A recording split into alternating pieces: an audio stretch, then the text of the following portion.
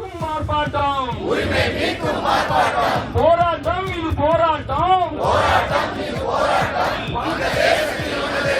இடிக்கப்படுது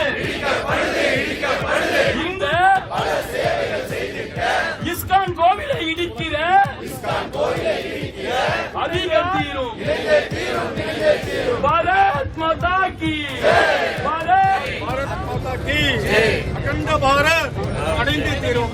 அகண்ட பாரத் அகண்ட பாரத் பங்களாதேஷ். ஜெய் ஸ்ரீராம் ஜெய் ஸ்ரீராம் ஜெய் ஸ்ரீராம் ஜெய் ஸ்ரீராம் ஜெய் ஸ்ரீராம்.